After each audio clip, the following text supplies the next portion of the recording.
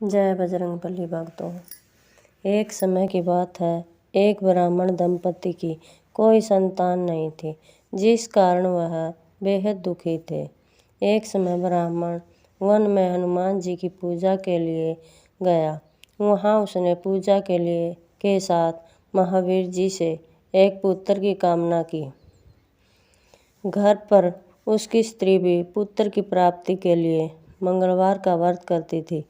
वह मंगलवार के दिन व्रत के अंत में हनुमान जी का भोग लगाकर ही भोजन करती थी। एक बार व्रत के दिन ब्राह्मणी ना भोजन बना पाई और ना ही हनुमान जी का भोग लगा सकी। उसने प्रण किया कि वह अगले मंगलवार को हनुमान जी को भोग लगाकर ही भोजन करेगी।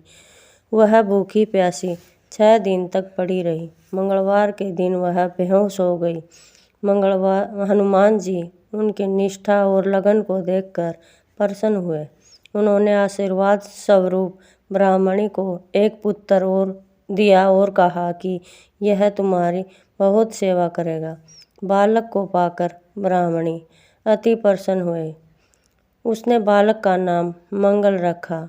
कुछ समय उपरांत जब ब्राह्मण घर आया तो बालक को देखकर पूछा कि वह कौन है। पत्नी बोली कि मैं मंगलवार व्रत से प्रसन्न होकर हनुमान जी ने उसे यह बालक दिया है।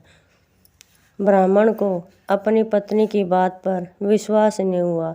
एक दिन मौका देख ब्राह्मण ने बालक को कुएं में गिरा दिया।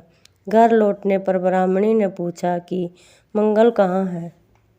तभी पीछे से मंगल मुस्कुरा कर आ गया। उसको देखकर ब्राह्मण आश्चर्यचकित रह गया। रात को हनुमान जी उसे सपन में दिखाई दिए और बताया कि यह पुत्र उसे उन्होंने ही दिया है। ब्राह्मण सत्य जानकर बहुत खुश हुआ। उसके बाद ब्राह्मण दंपति प्रत्येक मंगलवार को व्रत रखने लगे।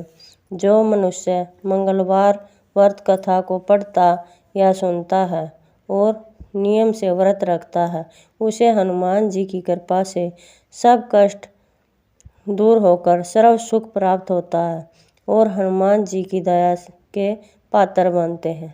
बोलो जय श्री हनुमान जी की जय।